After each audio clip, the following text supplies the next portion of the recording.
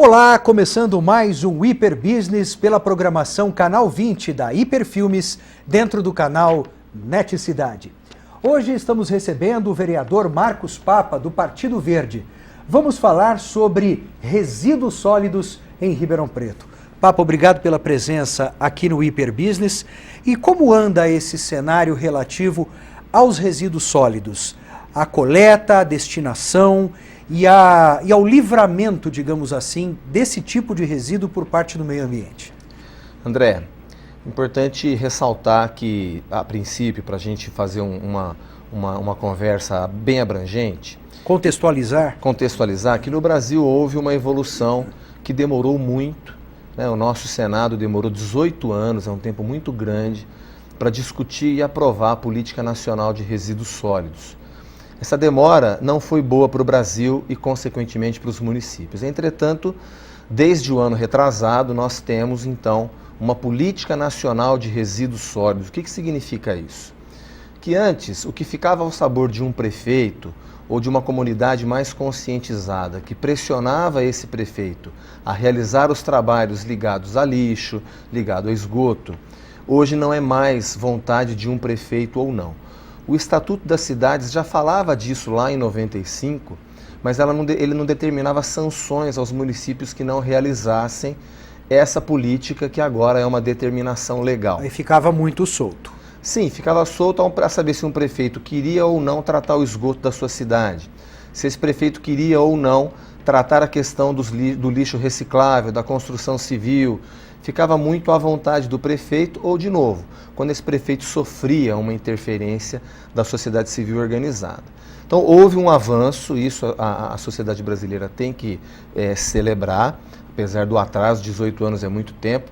Você sabe que quando são aqueles assuntos de mais interesse dos congressistas, eles resolvem do dia para a noite. Mas quando é de interesse da população, passa-se muito tempo.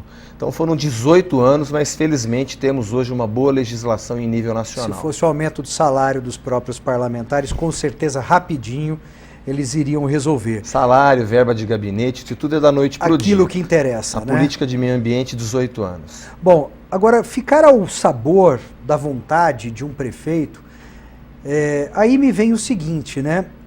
Qual prefeito em sã consciência não quer tratar o seu esgoto ou não quer livrar o meio ambiente da sua cidade de resíduos que só fazem mal? Então, em sã consciência, mas a gente sabe que nem sempre os nossos representantes nos representam nos interesses que nos são mais caros. É simplesmente absurdo isso, né? É verdade. E agora, felizmente, nós evoluímos, né, com essa legislação em âmbito nacional que obriga os prefeitos a realizarem. E que, se não realizarem, o que não havia no Estatuto das Cidades, há nessa lei, eles perdem direito a acesso de financiamentos federais. Então agora o prefeito tem que fazer, tem um prazo para se fazer isso, e aqui em Ribeirão Preto a nossa cidade já vem cuidando disso desde o ano passado, houve a aprovação de uma legislação, é isso que nós estamos estudando lá na Comissão Permanente de Meio Ambiente e na Câmara. Bom, Ribeirão Preto já trata praticamente todo o seu esgoto, né? Quer dizer, esse ponto acredito que já seja um ponto bem avançado em se tratando de Ribeirão Preto, que tem uma companhia própria de fornecimento de água e esgoto, em questão aqui o DAERP, né? Sim. Há bastante tempo. Eu acho que ainda sempre há o que se melhorar em todos os aspectos, mas nesse aspecto, Ribeirão vem fazendo de alguma forma, e de uma forma importante, a sua lição de casa. Isso é uma coisa. Agora, em relação aos resíduos, que talvez seja o grande ponto de discussão do momento. Como anda esse cenário em Ribeirão Preto? Então, essa política nacional está sendo regulamentada em Ribeirão Preto, ao nosso ver, com muitas falhas.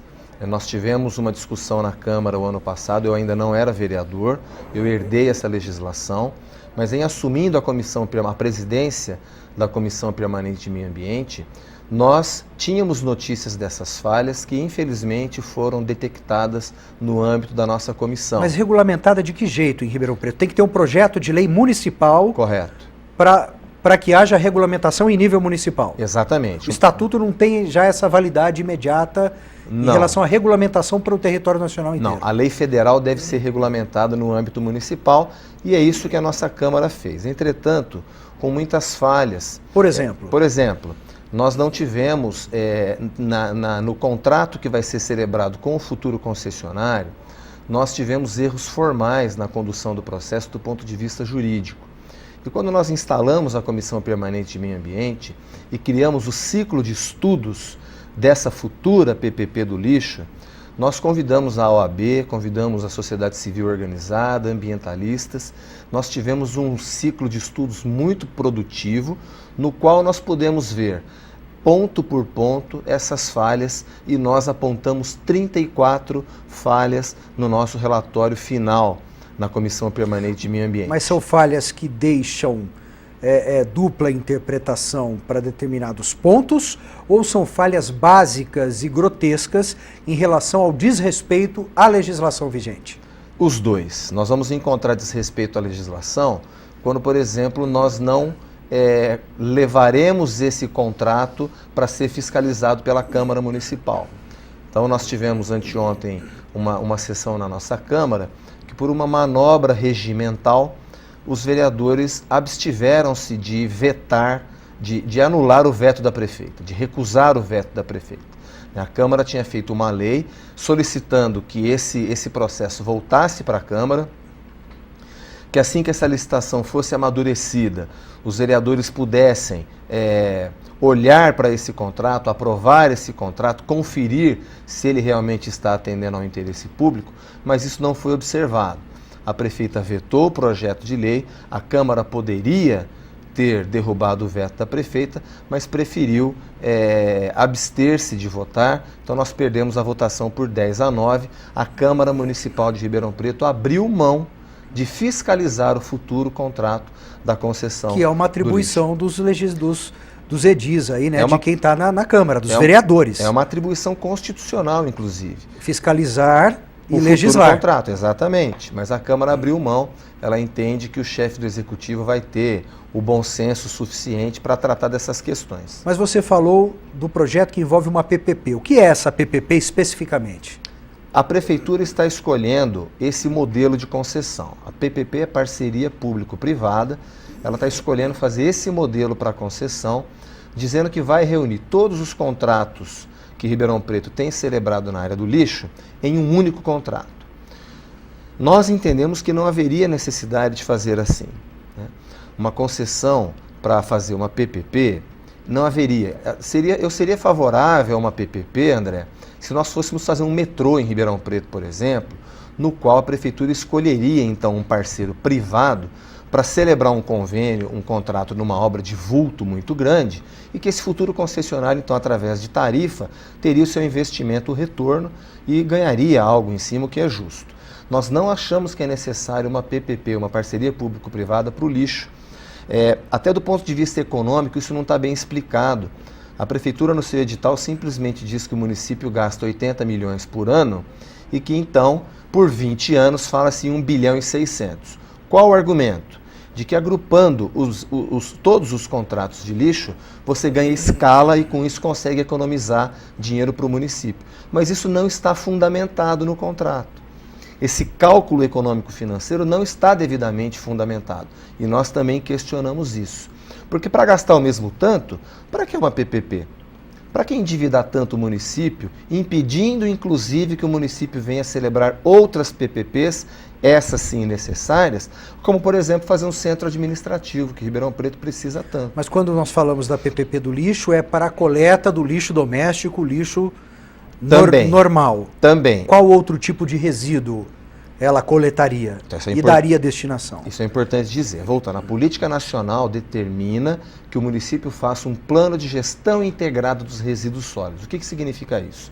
Todo o lixo que a cidade produz. Então, o lixo hospitalar, o lixo domiciliar, o reciclável e o orgânico, o da construção civil e assim sucessivamente. São vários blocos, são vários, né? A poda de galhada, a massa verde, o corte de grama. Então são vários blocos que estão dentro desse contrato. Hoje nós temos muitos contratos, o que é ruim, porque fica difícil de fiscalizar. Tanto o legislador, o legislativo, quanto o Ministério Público tem dificuldade de fiscalizar essa miríade de contratos. Então, realmente é bom que se agrupe, mas não precisaria fazer da forma como foi feita. Em todo caso, nós temos nos posicionado, André, no âmbito da Comissão Permanente de Meio Ambiente, não contrário à PPP. Já que a Prefeitura escolheu esse modelo, que siga em frente assim, mas que não se deixe de observar algumas questões importantíssimas que nós elencamos no relatório final da Comissão Permanente de Meio Ambiente, que foi encaminhado ao Ministério Público, porque nós fizemos uma representação no Ministério Público, e o Ministério Público abriu o inquérito civil. Está aberto o inquérito civil, essa concorrência está parada. O Ministério Público recomendou que não se levasse adiante essa concorrência até que se respondesse a esses questionamentos que nós fizemos no âmbito da comissão, e a Ordem dos Advogados do Brasil também fez. Mas vamos falar sobre esses questionamentos no próximo bloco, porque o Hiperbusiness volta em instantes. Ensinar é respeitar valores e diferenças. Ensinar é preparar para o mercado de trabalho e para a vida. Ensinar é vencer desafios e vibrar com as conquistas. Vem aprender com quem há mais de 30 anos ensina seus alunos com carinho, competência e comprometimento. Colégio Castelo, Praça São Leandro, número 56, no Jardim Paulista. Telefone 3627-7882. Canal 20. Paixão por Ribeirão. Todo bom gosto que agrada o paladar. Aqui tem mais sabor no almoço ou no jantar. Vem pra Coxilha dos Pampas, é um lugar pra sua família e pra descontrair. Vem pra Coxilha dos Pampas, o que você procura só vai ter aqui. Coxilha dos Pampas. Os melhores motivos para não comer em casa estão aqui.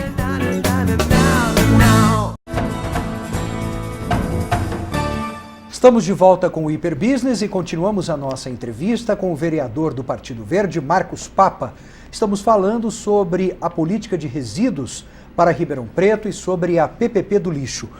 Marcos, você dizia no final do primeiro bloco a respeito de alguns pontos importantes que a comissão elencou em relação a esse contrato. Quais seriam, em resumo, esses principais pontos, afinal? Por exemplo, nós temos em Ribeirão Preto uma coleta de lixo reciclável ridícula. Não funciona. Muito não tímida. Funciona. Nós temos 1% e nós temos moradores assim revoltados com o fato de segregar o lixo reciclável e o caminhão pega e mistura tudo. O morador atende a comunicação que é feita da conscientização, Sim. faz a parte dele e depois o poder público não faz aquela parte de coletar e dar o devido destino. Aí o cidadão desanima de fazer qualquer coisa, né? Não, e é lamentável, né, André? Porque nós estamos em 2013. A gente não está discutindo aqui a cura do câncer, a gente não está falando de uma coisa sem solução. Agora, por que isso é feito? Porque não está no contrato. E a nossa preocupação é que também não está nesse futuro contrato. Uma das áreas em branco que nós estamos questionando é que houve um acordo multilateral entre a sociedade civil organizada e o Ministério Público para que se colocasse nesse futuro contrato, então, já que a gente vai ter 30 anos, 20 prorrogável por mais 15, quer dizer, olha, a gente vai ser avô já quando esse contrato terminar. As gerações de Ribeirão Preto estão nascendo sem que haja isso. Então nós queremos que ponha em lei. Eu vou ser avô, você vai ser bisavô. Não Bisavô. vem com essa história, não. Verdade, verdade. Mas você pega, por exemplo, no contrato não está lá quantos centros de triagem vão ter, qual a dimensão desses centros de triagem, quantos funcionários, qual é a capacidade, qual o equipamento. Nós queremos que isso seja colocado no contrato, porque se não tiver, é muito difícil do poder público amanhã exigir do futuro concessionário que vencer a licitação. Ele vai falar, não está no contrato, eu cumpro o contrato. Aquilo que está no contrato é o que está valendo, né? É o que está valendo. Outra coisa, logística reversa, é um tema importantíssimo. O que é logística reversa? O fabricante é responsável por trazer de volta a embalagem que ele usou para levar o produto até o consumidor. Nós temos embalagens muito lesivas ao meio ambiente. E isso está consagrado na política nacional, mas não está consagrado no nosso edital, no nosso contrato aqui. Nós apontamos isso também. A questão do lixo da construção civil.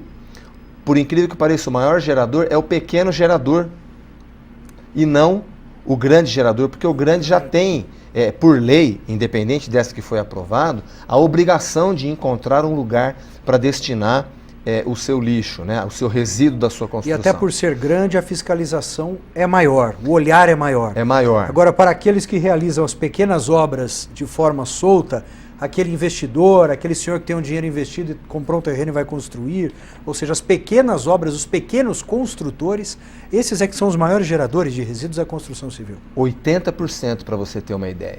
Então há que se fazer uma fiscalização disso e o nosso contrato ainda, pelo menos da forma como está, não está contemplando isso de maneira adequada. Mas se o objetivo é reunir os contratos, agrupar em uma única concessão, e se o objetivo é reduzir, economizar, poderia-se ter o máximo com o mínimo. É isso o que você está sustentando? Então, a intenção tem que ser essa. Agora, se não tiver no contrato, eu vou te dar um exemplo.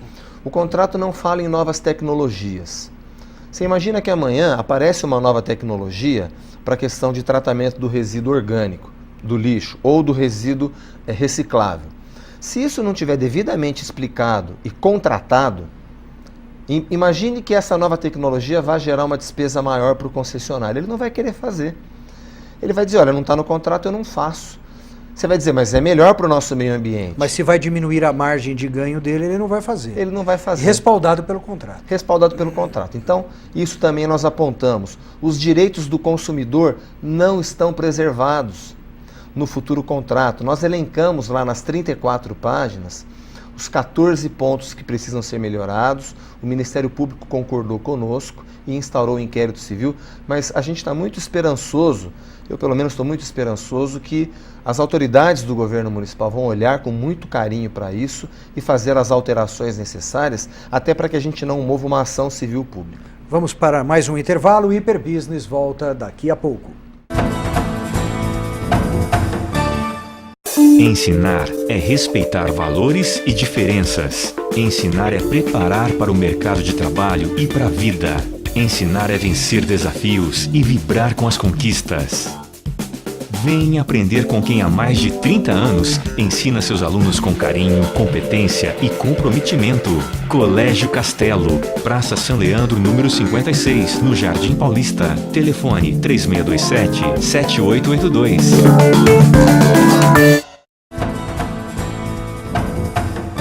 Estamos de volta para o último bloco do Hiperbusiness e a última parte da entrevista com o vereador Marcos Papa, do Partido Verde. Estamos falando sobre a política de resíduos para Ribeirão Preto e sobre a PPP do lixo.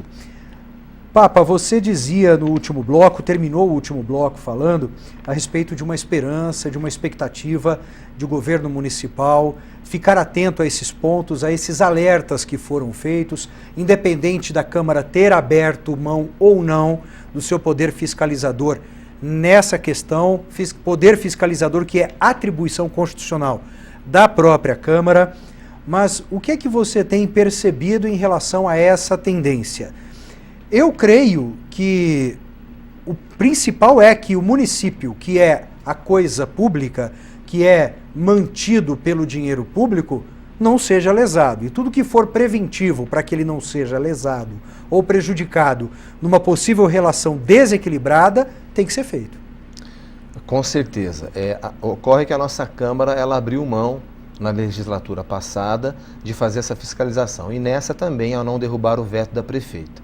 Então a nossa esperança da população de Ribeirão Preto é ser realmente resguardada no âmbito do Ministério Público. E eu preciso fazer um agradecimento com relação às entidades da sociedade civil organizada que colaboraram para que esse relatório fosse feito. No caso, a OAB nos concedeu 5 advogados para acompanhar o processo.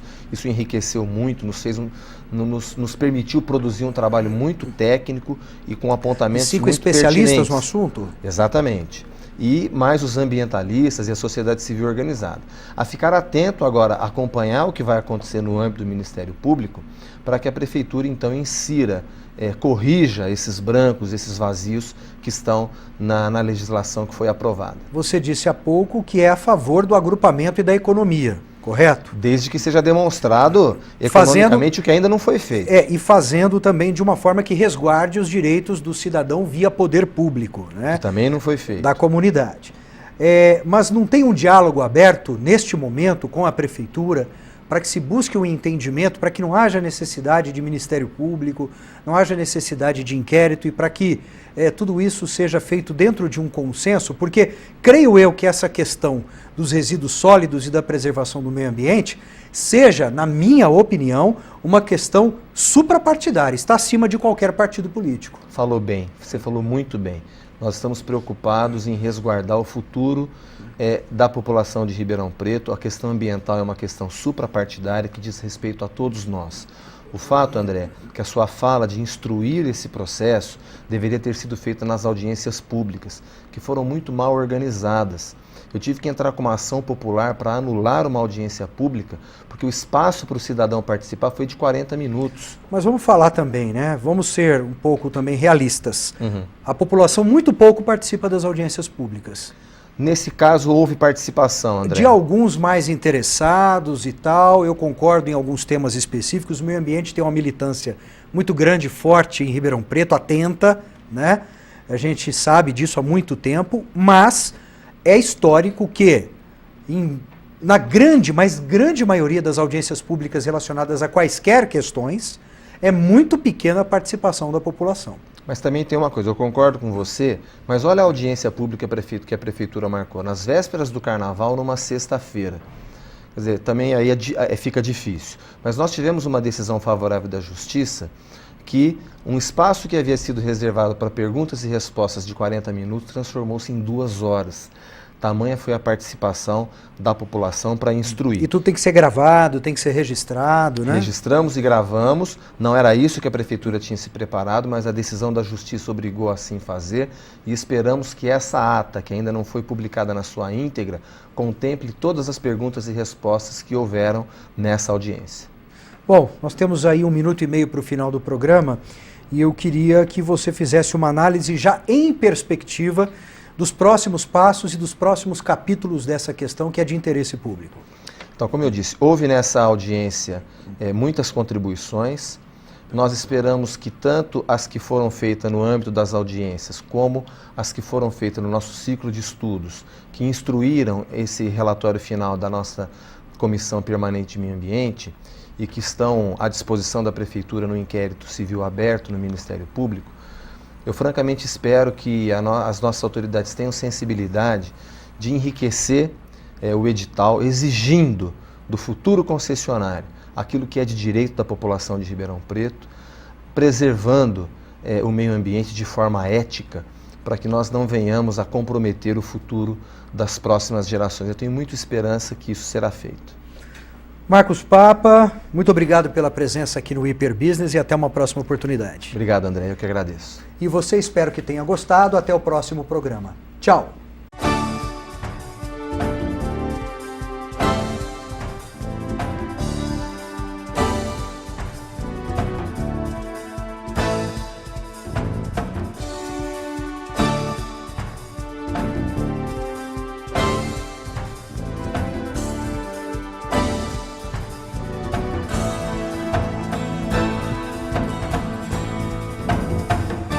Canal 20.